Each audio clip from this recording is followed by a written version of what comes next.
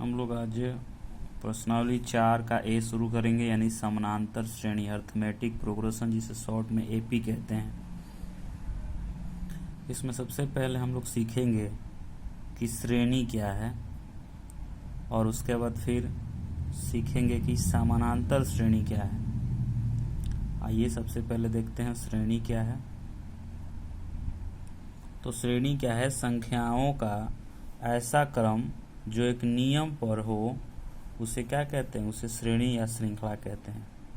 यानी संख्याओं का एक ऐसा क्रम हो जो एक नियम पर हो, उसे श्रेणी या श्रृंखला कहते हैं। जैसे यहाँ देखिए 1 3 5 7, 1 3 5 7। इसको बार बार पढ़ने से हमें पता चलेगा कि इसमें एक नियम है। नियम क्या है? ये दो ऐड हो रहा है, इसमें दो इंक्रीज हो रहा है। देखिए इसमें 1 में 2 जोड़िए तो 3 आता है, 3 में 2 जोड़िए 5 आता है, 5 में 2 जोड़िए 7 आता है। इसका मतलब 2 जोड़ने से अगला पद मिल रहा है, तो एक नियम हुआ। किसी तरह यहाँ देखते हैं 2 5 6 10, 2 के बाद 3 को बढ़ गया 5 हो गया, फिर 5 के बाद 1 बढ़ गया 6 हो गया, फिर 6 के बाद 4 बढ़ गया 10 हो गया। इसमें कैसे बढ़ रहा है, ये इसमें कोई नियम स्पष्ट नहीं हो रहा है।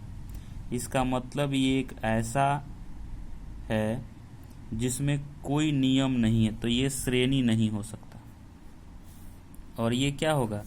श्रेणी होगा। एक और देखते हैं, यहाँ देखते हैं तीसरे उदाहरण में 2 के बाद 4, 4 के बाद 8, 8 के बाद 16। ये डबल होते जा रहा है, 2 का डबल 4, 4 का डबल 4 का दूना 5, 8 दूना 16, ऐसे डबल हो रहा है। इसका मतलब इसमें नियम क्या है कि दुगुना होते जा रहा है। इसको देखते हैं, यानी यह भी एक नियम पर है। नियम क्या है? दुगुना होने का। यह भी श्रेणी है। इसमें देखिए -10 -7 -4 -1। इसमें क्या हो रहा है कि +3 जुट रहा है। +3 जोड़ेंगे तो -7 मिलेगा, फिर +3 जोड़ेंगे तो -4, फिर +3 जोड़ेंगे तो -1। यानी इसमें भी +3 जोड़ा जा रहा है, तो नियम मिल गया, +3 जोड़ दो अगला पद मिल जाएगा। ये भी एक श्रेणी हो गया।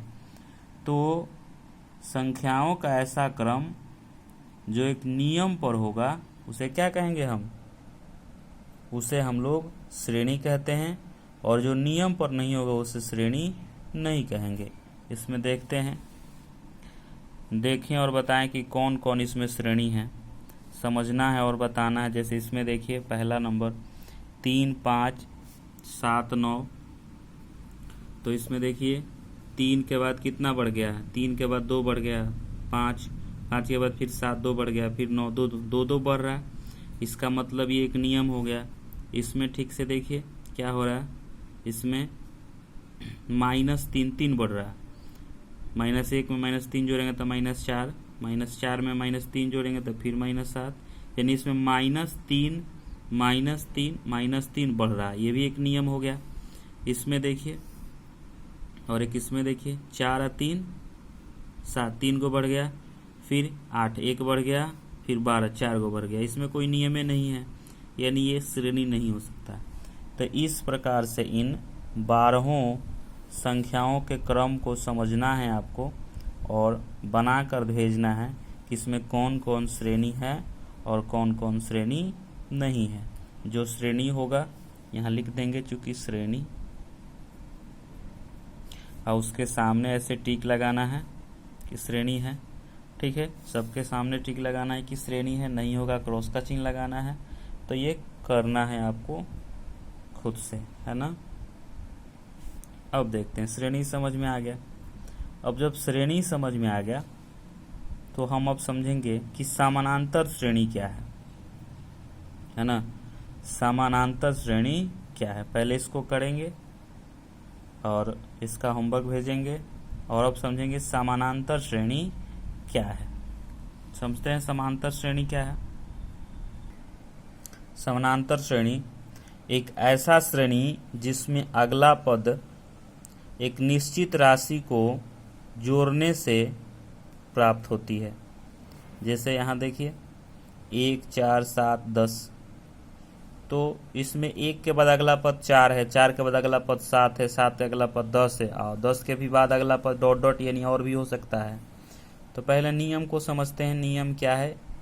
तो देखिए नियम कहता है 1 के बाद 4, 4 के बाद 7, 7 के बाद 10 हो जाता है। इसका मतलब 1 के बाद 3 बढ़ गया, फिर 4 के बाद फिर 3 बढ़ गया, फिर 3 बढ़ रहा है, यानी इसमें कौन सी राशि जोड़ रहे हैं, तो निश्चित राशि जो है वो 3 जोड़ करके अगला पद प्राप्त कर रहे हैं। देखिए 1 में 3 जोड़े तो अगला पद 4 मिल गया, 4 में 3 जोड़े तो अगला पद 7 मिल गया, 7 में 3 जोड़े तो अगला पद 10 मिल गया, फिर 10 में 3 जोड़ेंगे तो अगला पद क्या मिल जाएगा 13, फिर 13 में 3 जोड़ेंगे अगला पद क्या मिल जाएगा 16। इस तरह से बढ़ते जाएगा।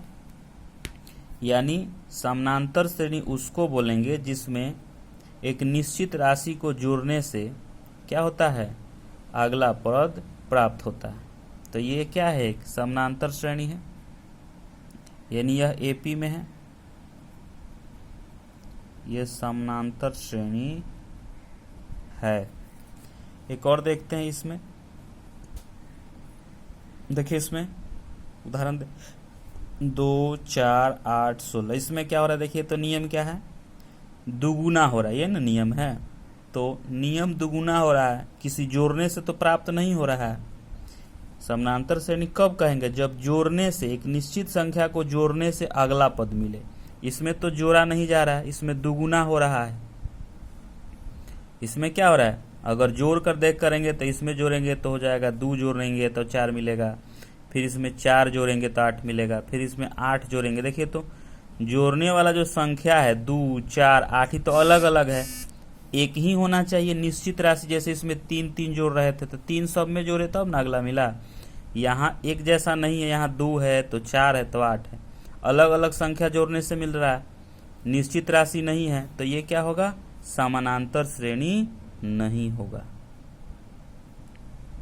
ये समानांतर श्रेणी क्या होगा, नहीं होगा। इसको हमने पढ़ना है 11th में, इसका नाम होता है गुणोत्तर श्रेणी। तो इसके बारे में हमें सिर्फ समझ लेना है, पढ़ना इसके बारे में नहीं, हमें पढ़ना है सिर्फ समानांतर श्रेणी के बारे में। समझ में आया। इसमें देखिए, इसमें क्या हो रहा है कि -10, -7, -3, -1, इसमें नियम है कि नहीं पहले चेक कीजिए। हाँ, -+3 जोड़ा जा रहा है। क्या जोड़ा जा रहा है, माइनस में +3 जोड़ेंगे तो फिर -7, फिर +3 जोड़ेंगे फिर -7। इसका मतलब इसमें निश्चित संख्या बार बार हम 3 जोड़ रहे हैं। क्या जोड़ रहे हैं, 3 जोड़ रहे हैं। जोड़ने वाली संख्या निश्चित है 3, इसका मतलब ये भी क्या होगा, समानांतर श्रेणी है, एपी में है। तो इस प्रकार से आप एपी भी पहचान सकते हैं, कौन सी समानांतर श्रेणी है, कौन सी नहीं है। एक और देखते हैं उदाहरण में, देख लेते हैं इसमें समानांतर श्रेणी कौन कौन है। इसमें देखिए -20, -17, -14, -11, इसमें क्या हो रहा है,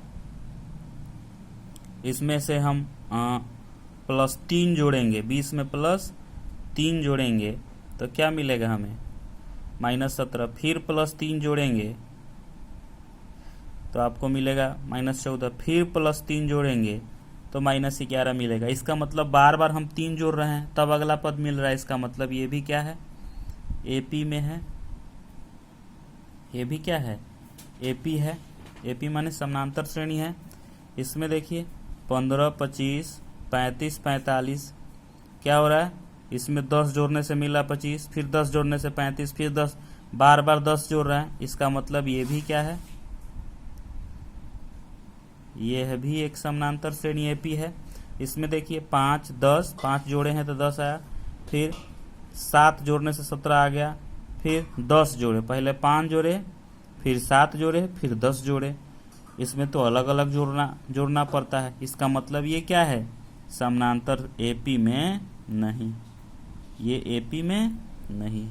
अब आपको एपी समानांतर श्रेणी पहचानने आ गया कौन है अथवा कौन नहीं है। तो इसको क्या करना है, एक और होमवर्क में यहाँ हम लिख देते हैं एपी, ठीक है। अगर ये एपी में होगा तो यहाँ लिखना है, टिक मारना है, और एपी में नहीं होगा तो क्रॉस काटना है, इस प्रकार से। और श्रेणी वाला भी यहाँ आंसर देना है, और यहाँ पर AP वाला भी आंसर देना है। ठीक है, आ रहा है समझ में। एक और चीज समझ लेते हैं यहाँ पर कि अगर ये समानांतर श्रेणी में है तो इसमें जो निश्चित संख्या जोड़ते हैं उसको कहते हैं सर्व अंतर। क्या कहते हैं? सर्व अंतर या पदांतर। क्या कहते हैं? सर्व अंतर या पदांतर। इसको D से सूचित किया जाता है। जिस निश्चित संख्या के, इसमें क्या क्या जोड़े? 3 जोड़े थे। इसमें क्या क्या जोड़े थे? इसमें भी 3 जोड़े थे। इसमें क्या क्या जोड़े थे? इसमें 10 जोड़े थे। तो इसमें 10 आपका पदांतर हो गया अथवा सर्वांतर हो गया। इसका +3 सर्वांतर हो गया। इसका, इसमें भी +3 था, इसका भी +3 सर्वांतर हो गया। तो सर्वांतर भी समझ गए क्या जोड़ना पड़ रहा है। तो आप उसी क्रम में जैसे इसका सोचिए सर्वांतर क्या होगा, और यहाँ आपको सर्वांतर भी लिखना है। सर्वांतर भी इसके सामने आपको आंसर देना है। जैसे देखिए 3 के बाद 2 जोड़े तो 5, फिर 2 जोड़े तो 7, फिर 2 जोड़े, इसका मतलब इसका सर्वांतर कितना है? 2। तो यहाँ 2 भी आप लिखोगे सर्वांतर के सामने। आ रहा है समझ में। तो श्रेणी होगा तो टिक करना है, नहीं होगा तो क्रॉस करना है। AP होगा तो टिक करना है, नहीं होगा तो क्रॉस करना है। और उसका अगर AP में होगा तो सर्वांतर लिखना है, AP में नहीं होगा तो सर्वांतर नहीं लिखना है, खाली स्थान छोड़ देना है, क्रॉस कर देना है। अगर सर्वांतर नहीं होगा तो क्या करेंगे? उसके सामने क्रॉस कर देंगे। आप आसानी से करोगे, इसका लाइन खींच लोगे ताकि दिक्कत नहीं होगा हमें समझने में, और होमवर्क बनाकर आप आसानी से भेज सकते हैं। Thank you. बनाइए। अगर समझ में नहीं आया होगा तो दोबारा वीडियो को देखें, और होमवर्क के लिए वीडियो को रोक दें, फिर देखें। और हमें उम्मीद है कि आप बनाएंगे। जितना ही आप जल्दी जल्दी बनाएंगे उतना ही हम जल्दी सिखा पाएंगे आपको। Thank you. बनाइए। ओके।